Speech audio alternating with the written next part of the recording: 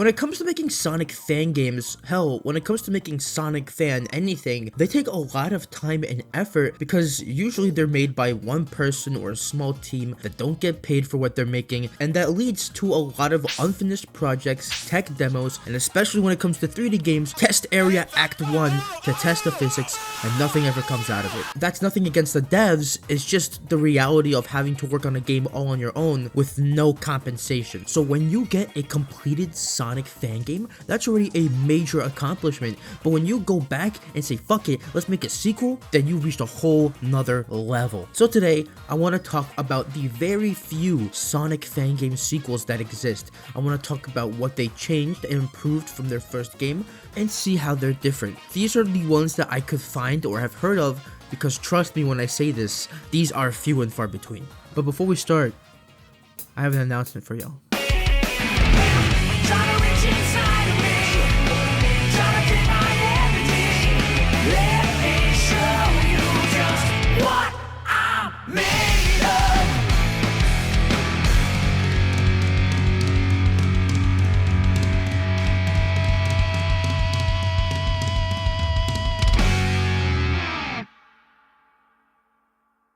Starting off, I want to get this out of the way because I've talked about this forever. Sonic Robo Blast 2. Now, if you watched my video a while back on some old Sonic fan games, then you would know that this was my first exposure to Sonic Robo Blast 1. And to sum it up, it was not good. Even by 1998 standards, this probably wasn't super fun to play, or at least I assume I wasn't there. The controls were jank, the collision was jank, the jank was jank. It was just not fun. Now, going into the sequel, this one, out of all the games we're going to talk about today, is a bit of an oddity because this game has had so many different builds, so one version of the game might look identical to the first, while the latest build could be a completely different beast. So I'm gonna cover all of the builds that are pretty different from each other, so not to be looking at every fucking build, because I'm pretty sure like 2.1 had like 50 different versions of it, and going into the first version of Robo Blast 2, yeah, insert snap joke here. It was basically just the first game but with different level design. But it wasn't really until Sonic Team Jr. finally switched to using the Doom Legacy engine to finally make the jump into 3D. And the first build we got of the game was Halloween demo. Yeah, this is as bare bones as you can get. It has run and jump buttons. It used the Sonic Extreme sprites because all of the assets leaked around the same time that year. It took like a max 5 minutes to beat, but later in 2000 we got the Christmas demo for Sonic Robo Blast 2 with multiple builds being made for that. It featured more than one zone. It actually had some original sprites for Sonic. The roll was added, and it was very clear that these two builds were just mere proof of concepts for what this engine was really capable of for a Sonic game. Then we get to the 1.0 demo in 2002. Now this is where we could really see the beginnings of the true Robo Blast 2 come to fruition, starting with Green Flower Zone, but it's one act. It's only Sonic.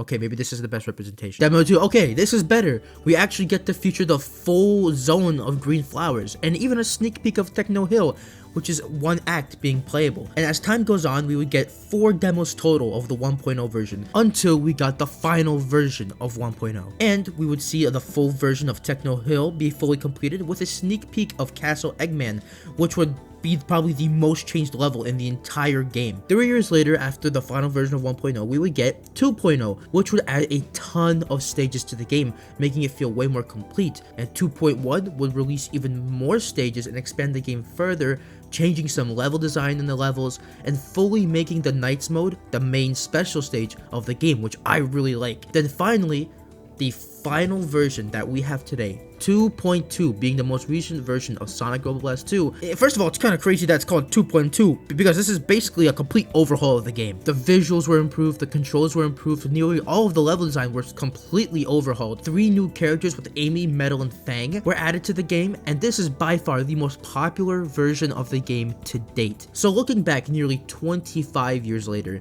it's insane to see how we went from a crappy 2D game to one of the most popular and well-respected Sonic fan games with its sequels. And it's not even done yet. We still have more updates to come.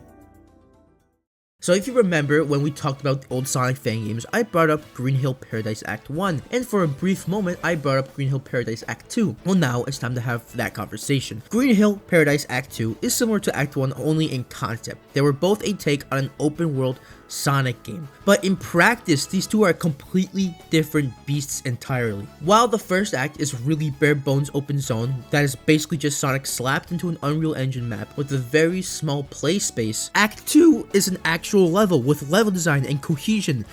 Minus the cohesion part, but we'll get to that. This world feels expansive and large. The level design is actually built with Sonic's moveset in mind, like the spin dash, and they even introduced a new feature. When Sonic goes top speed, he unlocks a boost mode similar to Sonic Advance 2. Compared to Act 1 and Act 2 you can actually do stuff with your moveset here, and there's even an end goal, so you have an objective besides just aimlessly walking around. But besides reaching the end of the level, you also have a second objective of finding the Chaos Emeralds. Compared to the first act where you have to just collect them at the altar at the beginning, you have to actually explore the open world to find them and to unlock Super Sonic. And if you want to go a layer deeper, if you look around enough, you can find the hidden Palace Zone and then unlock Hyper Sonic. I will say that it gets a little bit convoluted sometimes because it's not clear where you have to exactly go, and the platforming sometimes isn't really flowed well, super well, but it's not super egregious. Also, sometimes the controls can be a little bit jank, but honestly, that's to be expected from a Sonic GDK game used in Unreal Engine 3. But overall, this game is such an improvement from the original game that's not even funny. I would have loved to see what an Act 3 would have looked like in the modern day with how far Sonic fan creation has gone.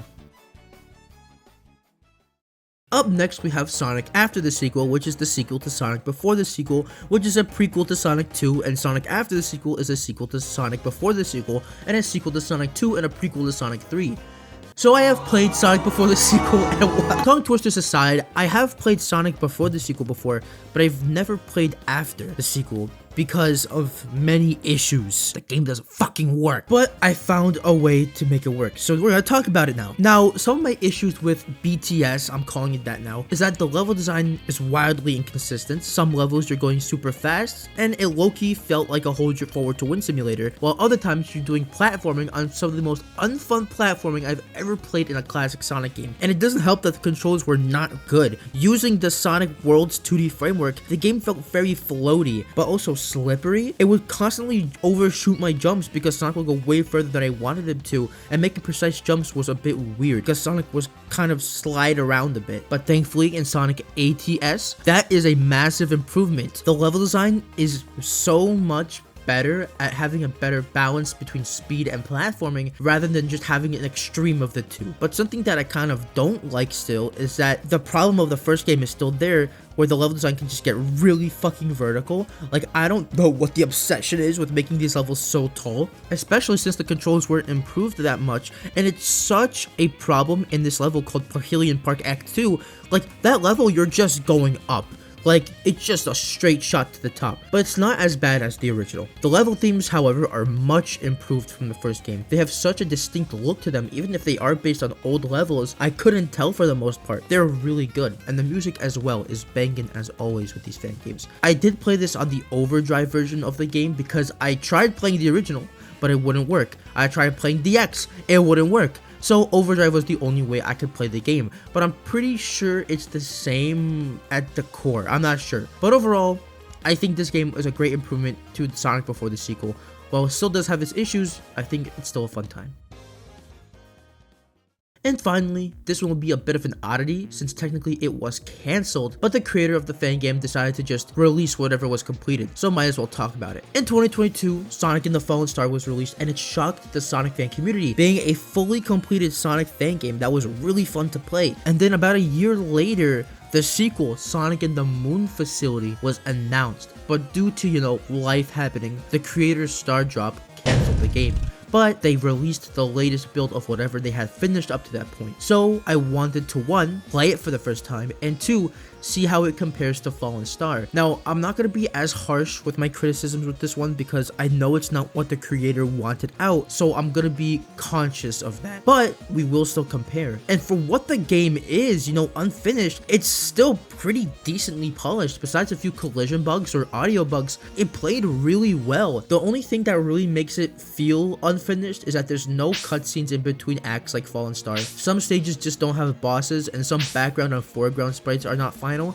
But besides that, you can play this game all the way from start to finish as Sonic at least, and you can even complete all of the special stages to get Super Sonic. But there is no Super Sonic boss in the game, probably because it was never implemented. And after beating the game, you can even play as Metal and Amy, who both got really cool redesigns. But playing this game from start to finish, it took a lot of the feedback from the Fallen Star and implemented it here. The level design is a massive step up, being way more involved and less just holding forward to win that was present in the Fallen Star. There is a bigger emphasis on platforming, but you can still get a really good flow state and it feels earned. The stage gimmicks are also really cool, aiding in keeping your flow state. Some of my favorites are the spinning thing that launches you in the air, the grind rails obviously, and those things that are attached to the walls that shoot you up, and you have to like aim yourself in where you want to go. And they all aid in keeping your flow state moving throughout the level. The music here is obviously fire. It was a fire in the first game and it's even better here. And the stage themes are so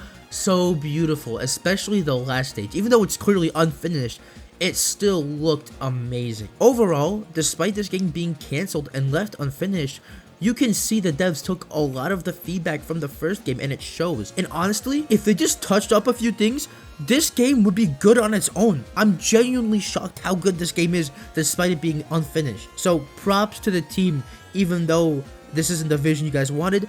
Absolute props. This is amazing, man. This is amazing. And with that, those are all of the Sonic Fangame sequels that I could find at least. As you can see, there aren't a lot in this video because, again, it's so rare to one, even complete a fangame, but then release a sequel to it after. It's so cool that we have a community that's this passionate about a franchise that they're willing to make multiple games. So to everybody who's making these games, props to you. I hope you find success in the future. I mean, I know Lake Feppard, I know he made the Spark the Electric Jester games, so he's doing really well. And I just hope the rest of you do well as well. And that's really all I have to say for today. If you guys enjoyed, make sure to like and subscribe, turn on notifications, and comment down below. Is there a game that I missed or I just never heard of? But probably there is. Probably like hidden somewhere. But let me know. What was your favorite one I said in the video? What's one that you wanted me to talk about? Let me know. Again, these, like, if you're able to make a sequel to a fan game, that's very crazy. You have like a crazy amount of respect. So, yeah, I really... Oh, don't forget... AMVs, guys. You fucking don't forget. Please don't forget. Alright, I'll see y'all later. Bye.